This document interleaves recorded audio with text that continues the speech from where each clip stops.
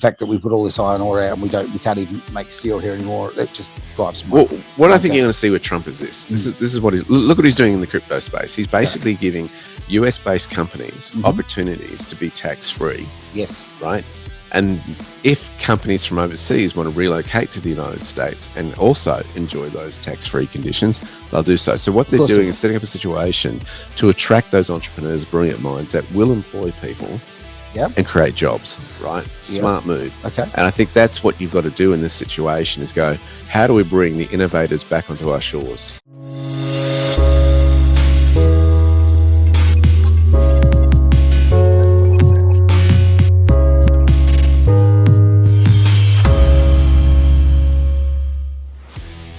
Before we start, we need to tell you up front we are not a licensed financial planning, accounting or law firm. This is simply an education program which will give you factual information. We do not give any general or specific advice around finance, business, investing, options trading or anything else. That is not what this presentation does. Please see a licensed financial planner when it comes to any investment advice you need. It's Edge Radio Australia. We are live indeed, or unless, of course, you're listening or watching the replay in a few days. It is Malou with you, and we are about to do the Greater Wealth. Now, the man beside me with the cans on, because he's organised, he's prepared, he's ready to go. It's Derek Whittaker. Don't lie. Oh, tell you what. No, fun and games like you can't believe. And for those who are watching at home, you may notice the camera's on a little bit of angle. It's like I feel like I've had 6 months on a leaky boat. I think we're on a bit of a, the stream going downward, but we'll be okay. So I'm going to throw to you, mate. Let's get into the show. We've got lots to talk about today. Really going to be very interesting. In the meantime, I'll throw some headgear on and away we go. Sounds good. Well, look, there's a lot going on in the world at the moment and trying to keep on top of it. Sometimes you just have to have a real break from it. I mean, one moment this is happening, the other it's happening. Last week we heard that Gary Gensler, the chair of the SEC Commission in the United States, Securities and Exchange Commission, was basically saying that at the end of a big speech, well, it's been a great run. I might kind of catch you in another life type of thing. You know what I mean? That was kind of the summary. And of course, the crypto market went nuts over Didn't it go insane? And it was like, wow. Okay. Especially after Trump's little speech, about a month before the election? Yeah, roughly about that. Yeah, about crypto. So that just went nuts. And of course, everybody's been waiting because, of course, there's been so many numerous cases of the SEC and the future of crypto with all the lawsuits that have been going on, that the crypto world has just been going, oh, look, this is a blockage, this is in the way, et cetera, et cetera. And Trump's kind of basically said, one, I'm going to get rid of him, and two, we've got to be pro-indicator. We've got to be pro-crypto. We've got to be the number one nation in the world as far as crypto is concerned. So that's been a huge one for the markets responding for that. And then there's come out that the President-elect Donald Trump is holding discussions with the digital asset industry about whether to create a new White House post solely dedicated to cryptocurrency policy. Okay. And that's according to people that are familiar with his transition efforts and are kind of close to him.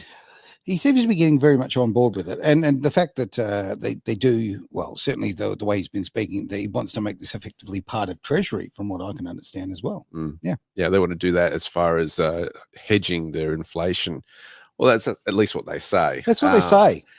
Politicians, I mean, they're always bang on. They never tell any fibs. That's the important thing to remember. You're reading into this, and there's huge. Let's put it this way, Aaron. There's going to be a lot of change in the finance industry in 2025. Oh, huge. You are bang on about that one. I mean, it's going to be massive. It's going to change, in my view, in my opinion, the industry forever. Forever? Yeah. Okay. That's a big call. All right. Yeah, it will, because we're in a new era. We're in a new time. We've seen so much revelation of what's going on behind the scenes. It's been going on for centuries. And the carpet is just being pulled out from all of that house of cards. And I think one of them will be the finance industry. It's going to be massive. We're going to see it across the sectors. Obviously, we're seeing the disruption in politics, and that's already happening as we speak. Yep.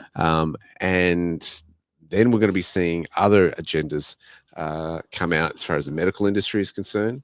The three areas that people don't trust, and of course, in media as well. And they're all interwoven in so many ways because, you've got to have the business side of media. You've got to have, there is the business side of, unfortunately, of health. Yeah. Um, Which seems to be the most important side at the moment. It really does. I don't see anybody getting healthy. I just see everyone getting a lot sicker, quite frankly. And for a guy who's seen a little bit of the inside of a hospital in the last few weeks, my word, it is a business. Health is such a backward step. I mean, that's just one factor. Obviously, there's so many, there is. And it's because they're interwoven as well. I mean, in the United States, it's so apparent who is behind funding so much of the media, and it's the pharmaceutical industry. I actually popped this up on our Age Radio Australia Facebook today about the fact of how many things are promoted by that particular firm called Pfizer. All right, and somebody's put together this nice little montage of all of these people who are collapsing, right there on the screen. All these athletes, all of these news people, all collapsing left, right, and centre. Brought to you by Pfizer. I think there's far, far too much control going on there. There's no doubt about it. It's sad, and it's certainly making a lot of people start questioning, what has been going on? Why is this going on? And we need to ask those questions, and that more questions are coming out. Further questions are coming out. Sure. As Trump arranges his team that are going to be working with him over the next few years. Look, and what a strong team it is. What a strong team it is. And, what we're seeing from the corporate media, certainly the CNNs and the MSNBCs of this world, ABC as well, is this attack on his choices. I mean, the attack against, I'm seeing against RFK at the moment for his health policies, and they even attacked him for talking about the ingredients to Fruit Loops. I mean, come on. Absolutely. We're talking about just tiny little details, which are, look, they're just tin tags. The fact is, this is somebody who's trying to do something very, very good for America, try to improve the health of the vast majority of Americans. And, the machine is trying to break them down. Well, they're desperate. They're scared. They really are nervous because the moment you interrupt somebody's cash flow, right, people fight for it. Yeah. They're going, who are you to disrupt that? And that is exactly what is going on right now. Well, a lot like Australian banks rather, who keep, freezing people's bank accounts. You become quite passionate about it when it happens to you, and it's happening to so many people. It has. It has. And I think you start looking at things very differently once that occurs and go, okay, this is a game and we've got to look at this game. And in so many cases, broadly speaking, it's been a war that we've been in over the last 4 years. There's so many in the population who are still sleepers about it. How they respond to what's happening, what's going on. I don't know. I'd rather be on the other side of it and go, at least I know something. I don't know everything. I know some of what's going on. I think if you knew everything, I tell you right now, it'd be a very hard way to live. True. Honestly, I often make the little joke, but it's certainly based on fact is, when you go down the rabbit hole, throw the rope, okay? And then go down a little bit and then just hurl yourself straight up back again, because it is very, very deep. And the things that you will uncover and the things that you'll see of society, whether it be, the financial, the political system, the social system, which are all very heavily intertwined. Look, take that rope and get out as soon as you can. Yeah. At the same time, though, I don't want to be the ostrich putting my head in the sand. No, there's got to be balance, right? Like anything in life. Because I've seen a lot of people respond that way. I'm going, that's not helpful. No. That is actually a dangerous position to be in, because you're making life decisions or decisions that could affect your life based on ignorance, and people perish because of lack of knowledge. All right. Well, I'm going to make myself Mr. Popular right now. That is most of the population. Most of the population go, you know what? Hey, that's sand. How quickly can I stick my head in it and not actually listen to the facts of what's going on? The amount of people that I still go around and I see people still, pushing masks and all of that kind of carry on, and, the 1.5 meters. Every time I go into a place, it's still got the stickers on the ground saying social distancing. I want to leave. In fact, often I will just turn on my heels and walk straight out and won't give them my money. I will not shop in places like that. And this is a very vast part of the population. So, this stuff matters. And look, ignorance might be bliss, but I don't know. Also, knowledge is power. Yeah, I think people know that. I think the scariest place is when there's something going on, but you can't put your finger on it, in the sense of, why are so many people unwell, as you've pointed out, Aaron. You start asking those questions and you're going, what's been going on for the last little while? I want to say this about the finance industry, though. I mean, it isn't all doom and gloom. No. And not just the finance industry, but everything. I really see hope. I really see exciting times ahead, and I think that's so important. It's so many people are negative about this stuff.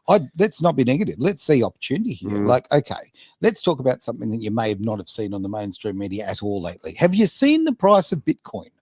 Yeah. Have you seen it? Yeah. Okay, if you want some optimism in life, look at that puppy. You know, honestly, it is just it blows my mind. With you've got a basically look near enough, and don't get me on the figures. I mean, a 40-odd% increase for all I can see, roughly. And what we're not seeing that on the news every night. Like, I don't get it. I just not get it. We see the all ordinaries. We see the price of gold, yada yada yada. But we're not seeing a 40% increase. The old system of finance. Oh, it's just crazy. But it was funny too, because while the election was unfolding, Bitcoin's up 10%. Yeah, and you've got the left-wing mainstream media all negative and idea the world's come to an end. And it's like, that's not how the crypto buyers are feeling right now. They're doing a lot of this, it's going on. Absolutely. They're all jumping through hoops and going, this is fantastic. It's not just the crypto market, though. I mean, honestly, okay, I was looking at opportunities. Samsung, okay, if you want to talk about what's on the fiat system, Samsung at the moment's on quite a low. I'm watching I've had a $122 billion write-down recently. Now, I don't know. I'm seeing it as a little bit of an opportunity. I think this might be a good time when the stock is coming down. I can see that as a company that's rebounding. I mean, if Kodak can rebound after basically, giving up on digital photography, I think Samsung might be all right. Seeing that, I think if my memory serves me correctly, pretty much about roughly a third of the South Korean economy is based on Samsung. So, there you go. Yeah. While it's up on the screen, I will just quickly say hello there to Christian, who's in a flash hotel. Fiona's now, that's Fiona Stanley. So you're getting a great taste of the health system right now, mate. Best of luck. Cross everything. We're crossing everything for you, and I hope you come out. I will also mention that as much as I pull the mickey out of what's going on in the health system, I'm certainly not doing it of the staff, of the people involved, the healthcare professionals. I'm talking about the bean counters. I'm talking about the politicians who have got it all wrong, right? That's a big thing there. So we would like to see people put in front of profits, as far as I'm concerned. It's been a big, difficult time for them to get through the last few years, having to deal with decision makers that directly affect their lives on the front line, and just trying to get on with caring for people, and looking after the business of caring people, and it's not easy. It's not easy for them, but it gets me that the poor forward-looking planning that's happened when we allow 1.5 million migrants come in across the border, or 1.2, or however many we've accepted over the last 2 years. You have a housing shortage, you have hospital backup. I mean, it's affecting schools as well. All that infrastructure that you've got to plan for these sort of things ahead. And you do. And there's a net effect on this when you look at the fact that, so many people can't afford to keep their homes because the price has gone up and up and up. We're talking about the rental market, which is ridiculous.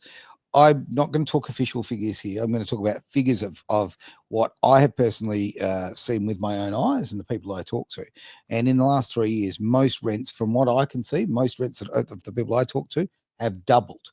That's ridiculous. Okay. And the only reason that happens is good old fashioned. The great thing about a market economy is supply and demand. But when you manipulate it, or you have a government like the Albanese government, who are utterly, please let them be a one-term government, utterly incompetent, what they have done with the people they brought into this country, it is just been, quite frankly, financial genocide. Well, I think it was interesting. I think Shaquille brought it up last week on the show, and I thought it was a very relevant point, is that they're out of touch with what is going on in terms of the actual everyday Australian. And you see this in terms of some of the policies, like The Voice. Hey, how many of them had people from the population, from the voting population, come to them and say, hey, we think it might be a good idea if you hand over this power and change our constitution and hand this over power to this board of organisers here. How many of them have come along and said, hey, we need a Misinformation Act because we need to be censored more. Our voice is being construed as misinformation, and we need you to filter out what is really true and what is it. I can tell you, nobody in the population is having that conversation with them. It's the powers that hold the power. Oh, absolutely. Those people in Canberra who are so insulated from the real world, right? They don't know. Go and ask anybody in the Albanese government, or for that matter, the other side of politics. I don't want to be I make it very clear. I'm completely 150% against the Australian Labor Party. I think they are socialist. No, I know they are socialist. Well, it's in the Constitution. Exactly. It's in the Constitution. They're socialists. The damage that they do when they are in power, it takes 12 years to undo. The social damage they do is the biggest thing, because they pretend very much to be about the people, and they are quite the opposite. They have no comprehension of what's going on for the everyday person. You find me somebody there who lives in Canberra, who works in the circle, who knows what a bloody price of a loaf of bread is. Yeah. They won't. Yeah. Or maybe they buy them from down the road at Mount Lawley, which is about $6.50 for a loaf of bread. But anyway. Is it the sourdough or the regular? No. I'm just sour about that dough, put it that way. Oh dear. I mean, to me, a loaf of bread's a couple of bucks, and oh dear, $6.50, $8.50 for a loaf. Yeah, look, anyway, I don't think that a loaf of bread should be a special occasion. Well, yeah. I mean, you asked the baker that. I mean, he's up early. Very, very to make that $6.50. Damn straight.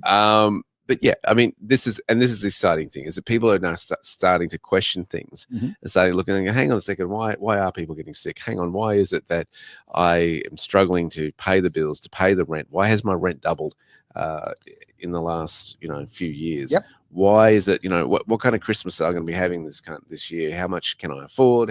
What can I not afford? What are the luxuries?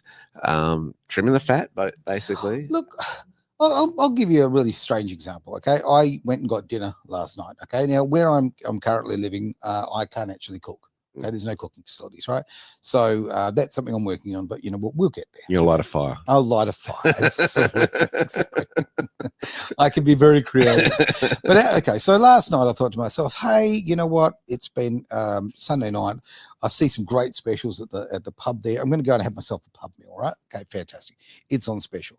It's this great special. So I headed down there, and guess what? I'd missed out on the special. They'd just run out. Okay. So there I am. I'm hungry, all of that.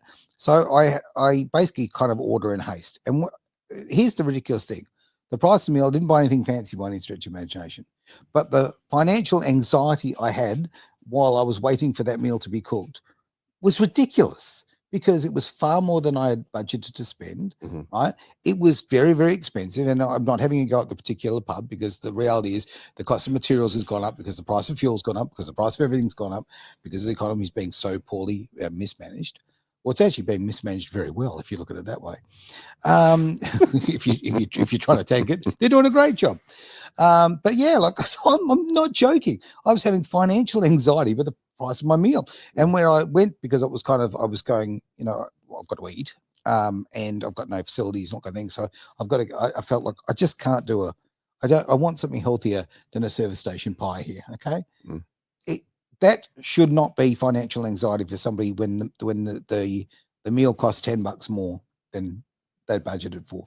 When your budgets have to be that tight, that there are problems in society, or or the way, or clearly I need to make some more money. And people are questioning it. Why is that? It shouldn't be that way. You shouldn't having to be thinking about that. And people are. It's going to hurt other industries. Like people start saying, "Well, do I really want to go out to a restaurant anymore?" And that affects the whole hospitality industry. That's right. Do I really need XYZ? I mean, we are seeing in the United States the credit card debt just go through the roof at the moment, into the trillions, because people are kind of trying to extend the runway and buy time and buy a bit more, because they've got to pay for these things, and that is not sustainable. No. Neither is the US debt. If you've ever been on the US debt clock, it's gained about $1 trillion in the last 4 weeks in terms of the debt.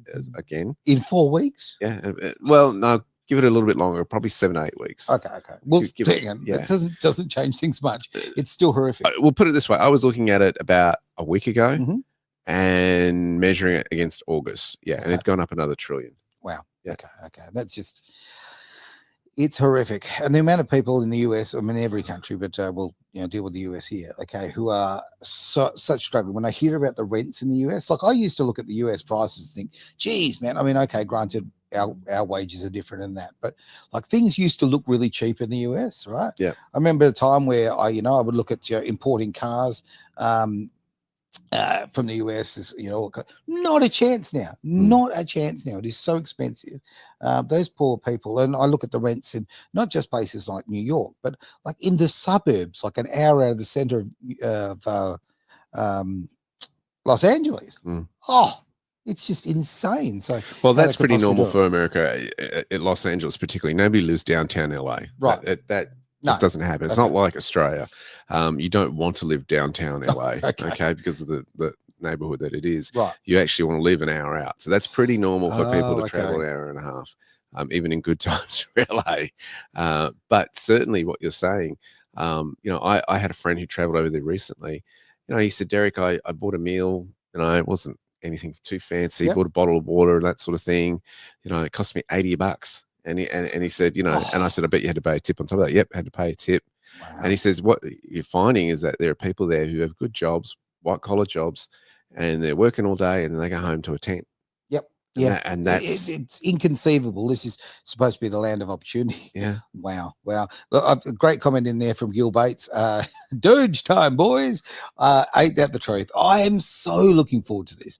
I think that the two men with Vivek Ramaswamy and of course Elon Musk, looking after the finances of America and reducing those costs. It is going to change. It's game changing. This is great. I love to see the back of the education department. I'd love to see the end of the education department here in WA too, I might add. But that's a whole other story.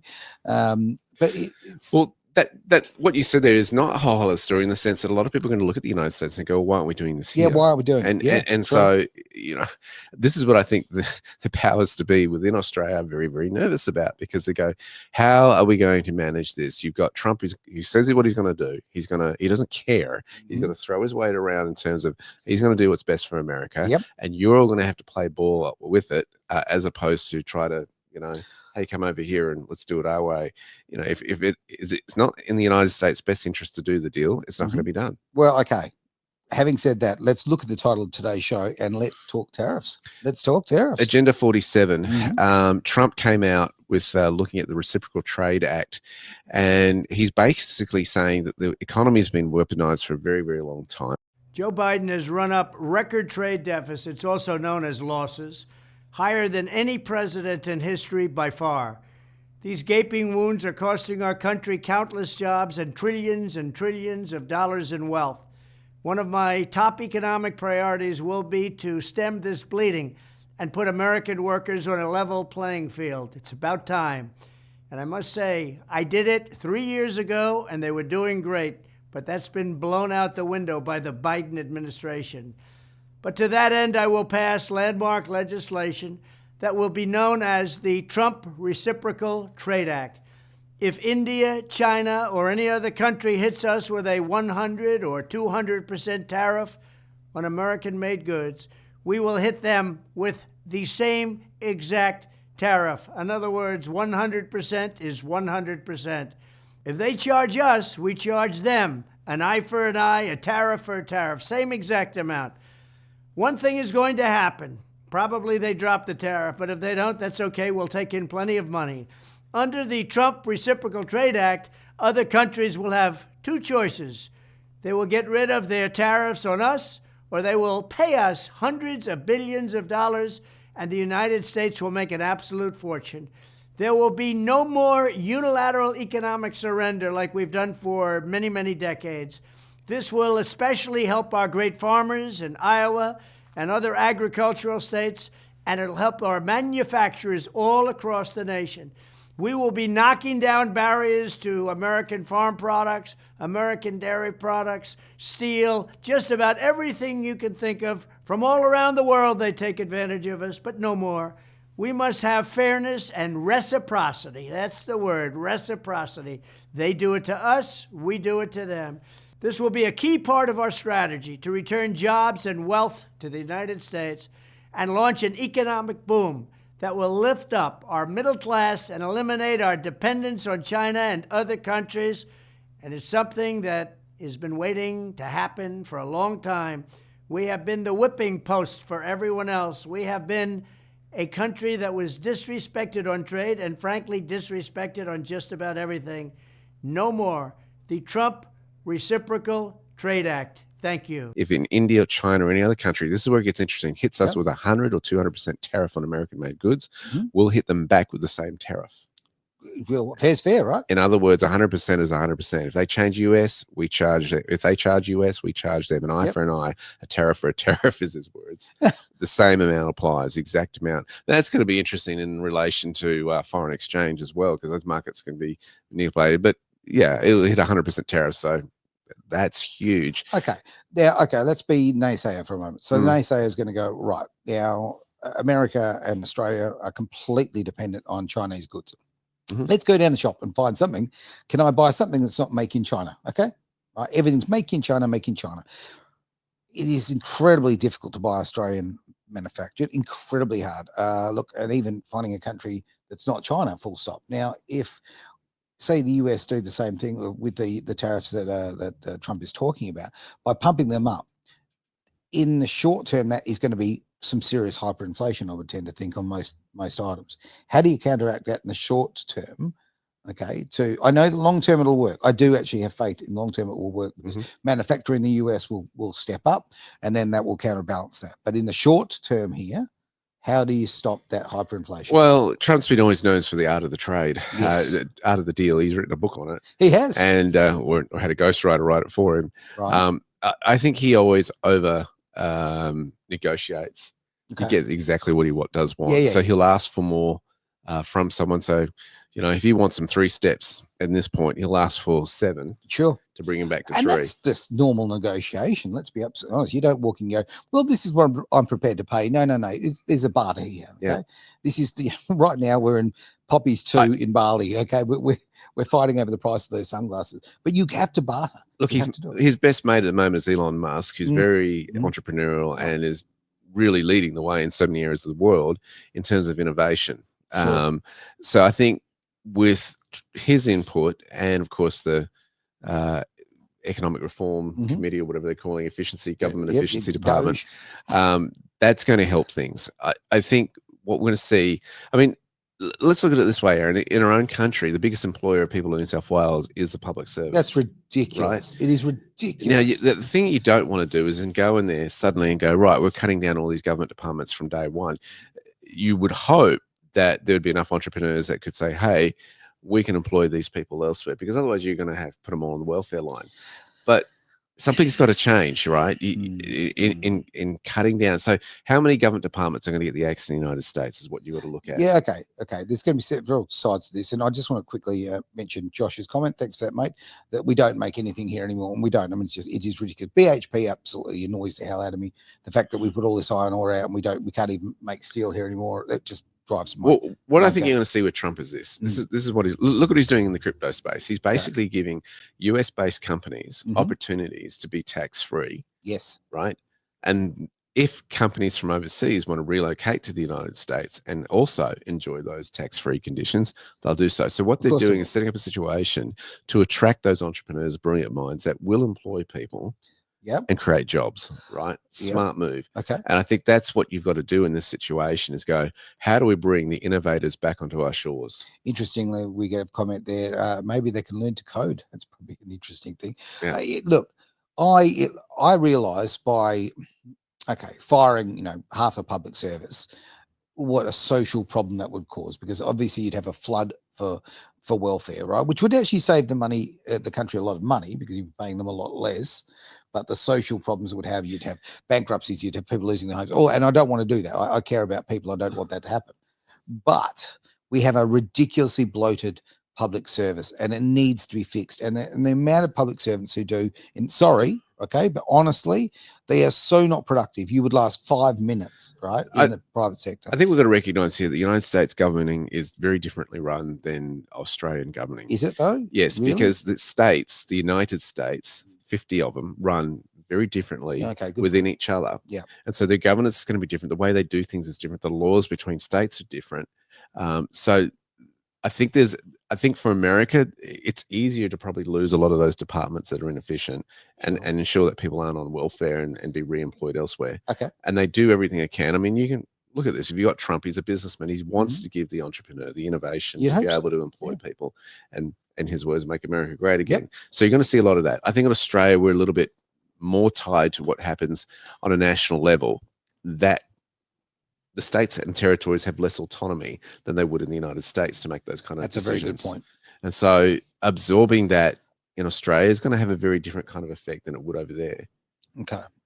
But I'd like to see a massive drop in our public service. I would too. And so I say that. We want smaller government. Oh, no doubt about it. But hang on. There's also a flip side. Okay. Let's look at the health sector right now. Let's look at the financial side of what's going on in the health sector, not the other side, the financial side. Right.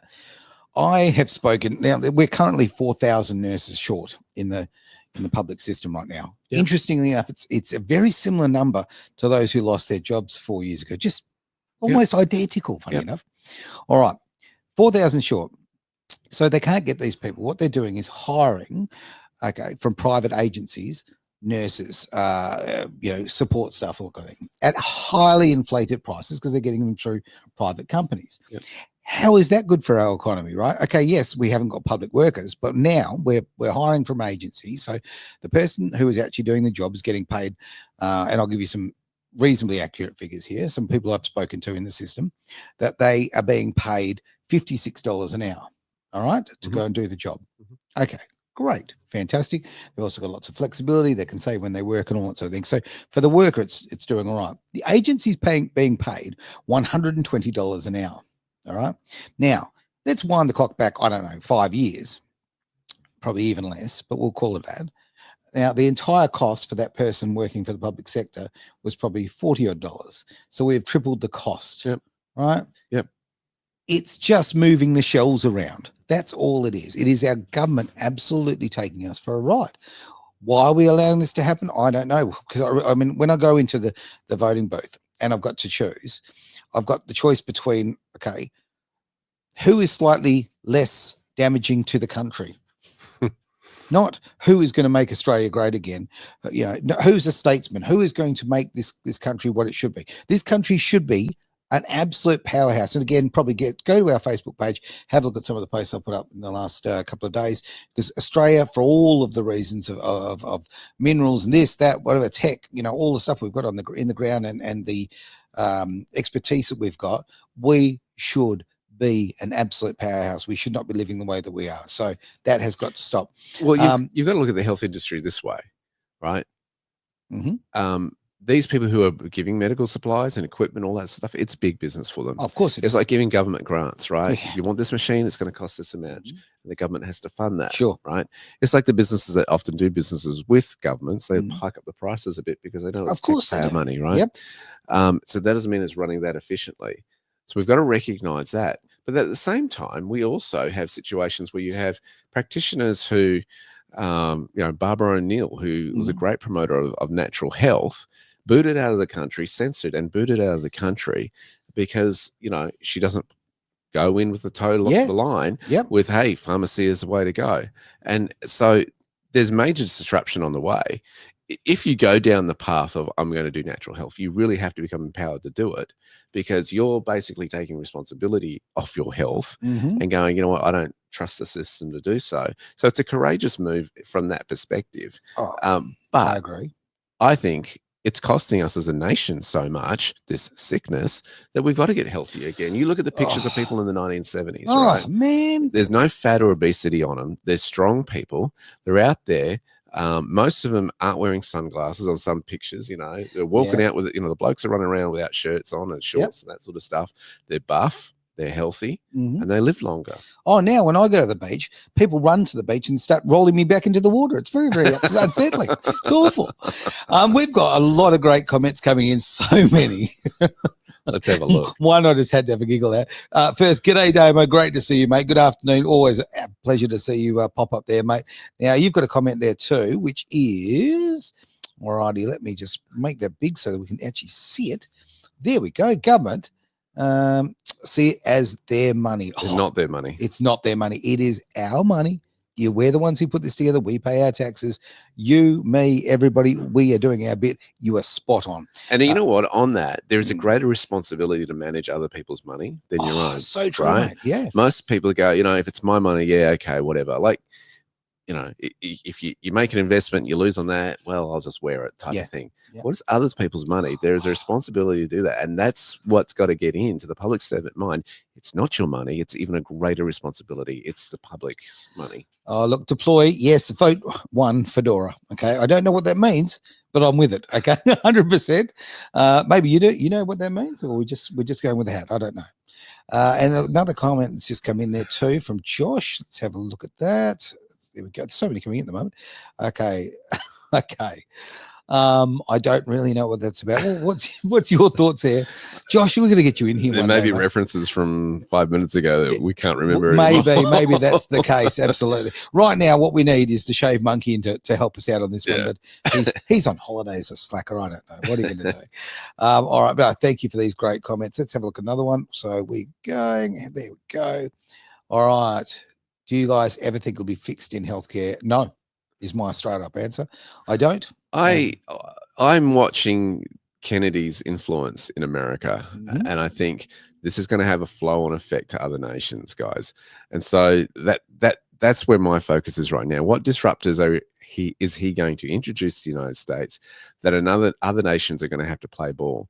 I would not be surprised if a lot of the big pharmaceuticals that are talking multi-billion-dollar industries won't be around in a few years and will go. I'm making a big call there, but I believe that is actually very much a space that will change, and I think we're going to see a big overhaul. I have a little faith on this one, and I'm not living of little faith. I actually have a little bit of faith.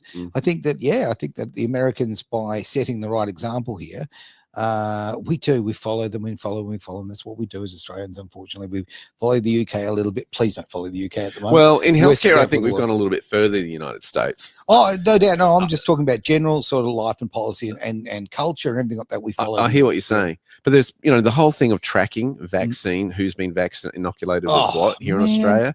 To Americans hear that and they are in shock. They're absolute shock. Your government tracks which vaccines you've taken and your kids have taken. And when I hear Americans react like that, it makes me want to get on the plane and go and live there. It really does. And I'd never had any preference or any desire actually to even travel to the US, let alone live there. And I actually got a few years ago an opportunity to basically go for a job in Austin, Texas. They were, I've been there. Yep. Yeah, there we go. A fun place. A radio announcer position popped up, and I was actually suggested for the gig. Obviously, very big change of lifestyle. And to be absolutely frank, I was fighting so much for my kids in family court at the time that, it was like not a chance. There is no way in the world I'm leaving this country while I'm fighting for my kids. Ultimately, it's a war that I lost. But I still, I'm glad I fought. That's as simple as that. But yeah, I look at that and I think to myself, what an opportunity, what a lifestyle change that could have been, and so much could have come of it. But there you go. And at that time, I didn't see America as a real, genuine possibility for myself. Now, I'll tell you, especially now when I'm looking at, I personally think we're looking at 12 years of Republican power. That's what I honestly feel it's coming our way. I know the future is quite bright. Jumping on to these comments too. Look, I find Deploy's little comment a bit of a laugh. Too many fat chicks. Well, yeah, and fat blokes for that matter as well. No doubt about that. We're all a bit too round around the old tub. And who have we got there? If you got a loan on behalf of your future self, then is it still your money? That's an interesting little thought. That's philosophy 101. What are your thoughts there, Derek? Well, a loan isn't really your money, is it? It's an IOU to someone else. I'm not a big fan of debt because I'll be honest with you. I think that's the modern form of slavery. I agree. And if you actually look at extreme examples of it, this is why we have so much human trafficking, is because there are debts that cannot be paid by people in very desperate situations. Yeah. So I don't like debt from that perspective. Am I totally anti-debt? Well, I can see when people use it to then make a further profit like they do in business. But to consumer debt and that sort of stuff is not great. it's going to put you further behind the 8 ball. So it depends on what kind of debt it is. It's a debt tax deductible. Yep. All those kind of factors are really, really important to consider. I know I've probably taken a humorous comment and gone serious on it. Yeah, come on, we can't have that. But I think we need to really rethink debt. You are the slave. He who is in debt is slave to the lender. Well, yeah, look, I think I'm going to dive to that next comment from Deploy there. That has got, okay, there we go. In regards to taxation. And yes, look, taxation is theft. Right. Taxation is modern slavery in so many ways. So I think we're probably on the same page there. And certainly government spending is out of control. There's no doubt about it. And well, Deploy brings a good point. I mean, the whole financial system is a credit-based system. Yeah. And when you start looking at that, it's based on the government saying to the central banks, we need currency. We'll create bonds, which are IOUs. You create the currency for us. We'll take that and, you circulate that to the retail banks into the economy. And that's the system we've been on for hundreds and hundreds of years now. A long time. And you're right, it is a credit-based loan system, and it's flawed, as we can see, with trillions of dollars being racked up in just a few months in the United States. It's not sustainable. Okay. I'm going to jump around these comments because there's just so many great comments coming through. And I do love the interaction. This is a fantastic thing. So we've got a comment here and a little bit of a typo, I'm sure, from Damo there about JFK. That JFK bloke is bloody fit. Yes, mate. He's a weapon. Yeah. He's an absolute weapon. It's nice to have somebody who's in charge of health is actually healthy. I don't know. I mean, that fat bloke in a dress that they had. Actually, is a fat bloke in a dress still in charge now? Might be under Biden. I don't know. I've lost track. It's a fat bloke in a dress. Okay, it would be like me frocking up. No one wants that. And I think that Josh has come up with a nice little reply there too. But I don't think JFK is looking too flash these days either. But brilliant stuff, guys. Really good comments. Well, we're going to hear more about JFK very, very soon. The file's going to be opened. I know. That's going to be really interesting. Because look, he did run on that, of course, Trump, saying the fact that he'd bring out and open up the JFK file. So that's just fantastic. Yep. All right. I'm going to circle back. I know I just went all Jen Psaki there, but I'm going to circle back to tariffs. Yes. Okay? Can you give me an overall pros and cons on the tariff thing? What do you think will happen short term? What do you think will happen long term? Do you think this is something that will affect Australia and our pricing? Because obviously, our connections to the US. What are your thoughts, mate?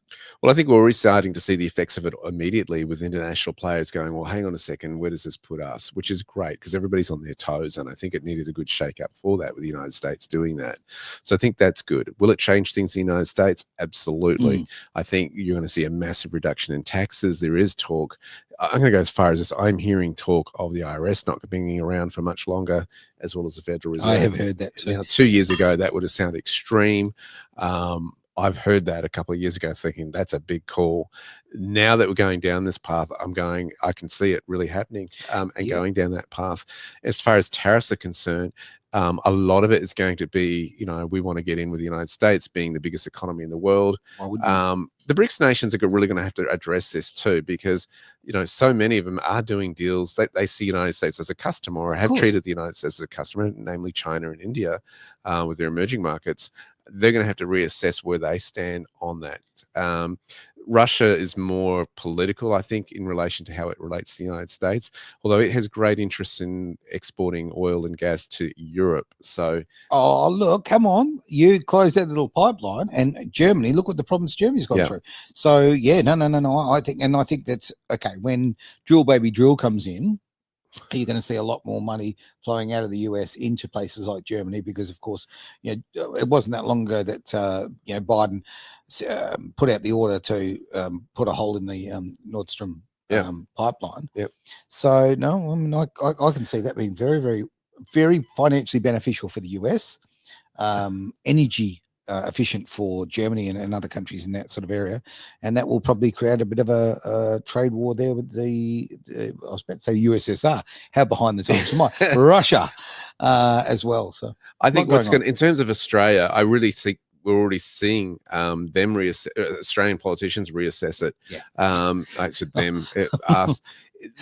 Rudd particularly. Yeah, well, but there's also this factor of this ridiculous legislation they want to put where kids under 16 can't go on the internet. Now, what their concern is that, if Elon Musk is going to be in prime position with President-elect Donald Trump administration, Australia could be absolutely punished for this. Now, it's interesting to see how the Australian government has related to big tech in the past. We saw Elon Musk not too long ago say, no, I'm not taking that video down. And the government was fighting against it. It's like, no, he basically said get stuff to the by government. the way, do you know that video that they're talking about, the holy man that was involved with it, who got stabbed in the eye? Yeah.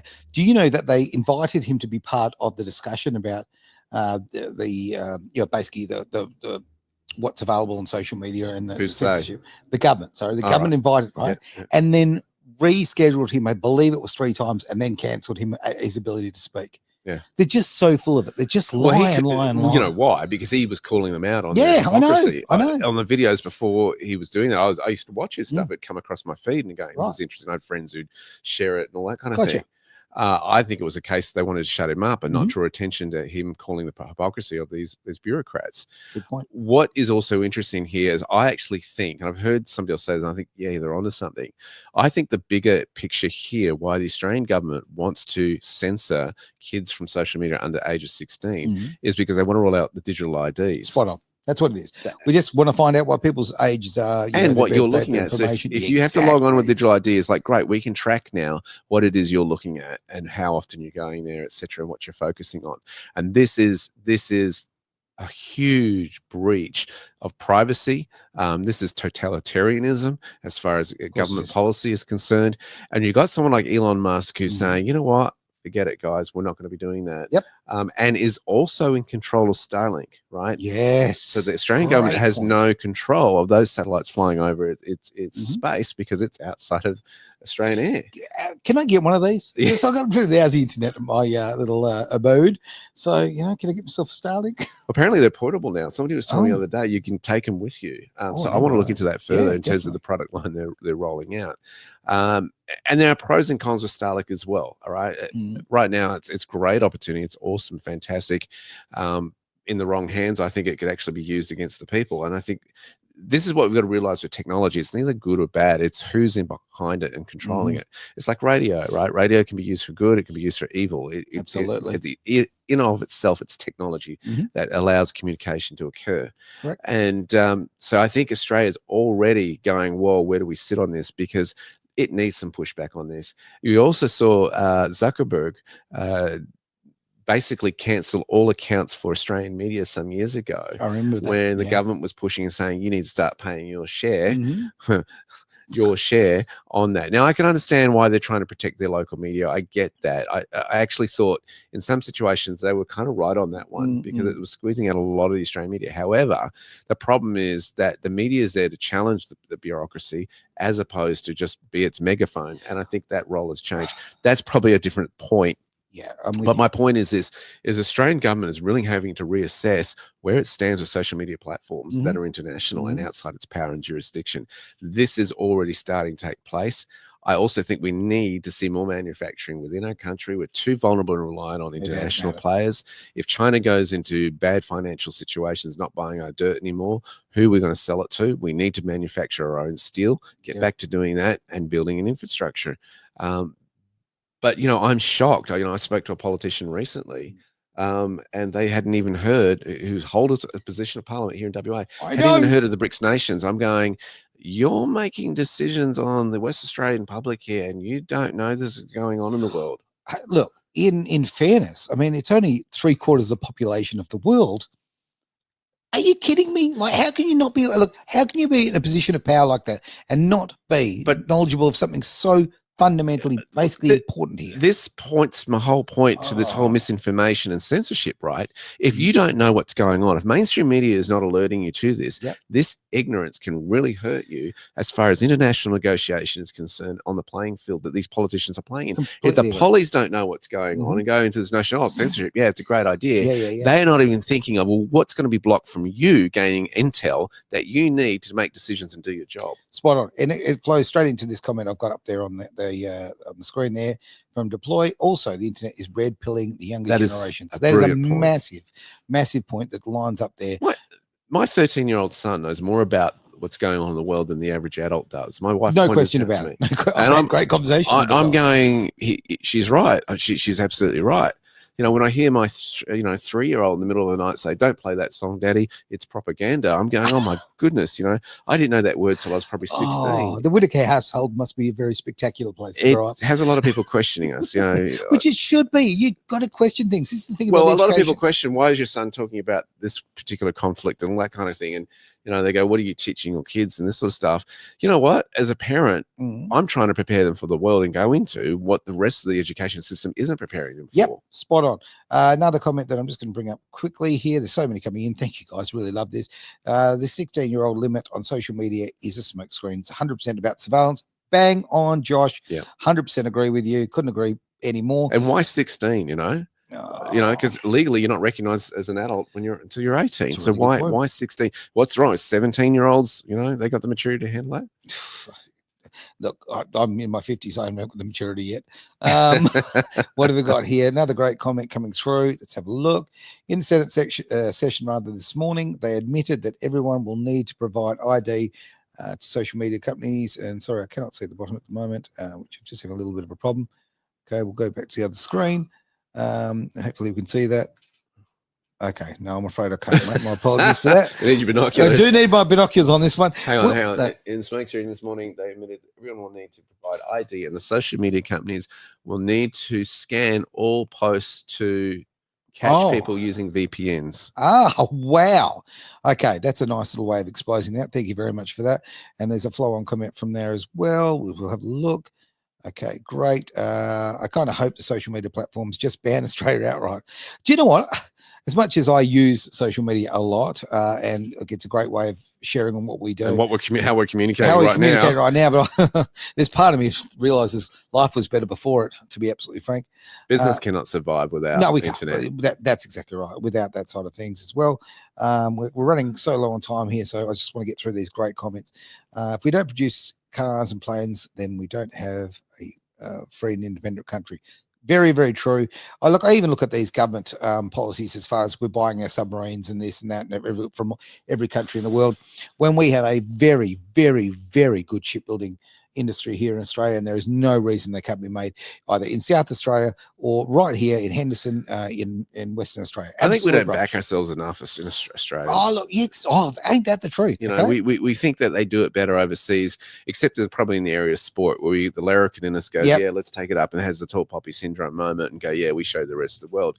Well, I think we need to show the rest of the world and in the business sector that we can do it, we can innovate, we can be self-sufficient. When are we going to do it? When we back ourselves? Comment here from Damo. How can I keep social media without identification? Really good question, mate. At the moment, there's just no real answer for that. Obviously, look, there's a lot of people out there with fake accounts. There's troll accounts left, right, and center. There's a big part of it. I think if you took the troll accounts out of social media, we'd probably have about a quarter of them left. I mean, I have a laugh when we as Edge, when we get attacked by some people online, I go and think, you know what? Okay, I'm just going to do a little background check on you, right? And I go through and I check their policies. I go check their profiles and I go look at their backgrounds and they're clearly fake. Like so many of them are fake. Yeah. Pretty much anytime we get negative feedback, right? It's fake. When we get positive feedback, you can go and check and they're genuine people. So it's a real point. It'll be people interesting. They're cowards. Exactly. No, but I'm talking about actual genuine fakes as far as like these are like bots, we get a lot of bot stuff that is like, oh man, what's the Labor Party's little think tank, the social engineering advertising arm of it. The name escapes right now, but the Labor Party have a particular thing where they put a lot of money in and they try to influence social sort of behavior through social media.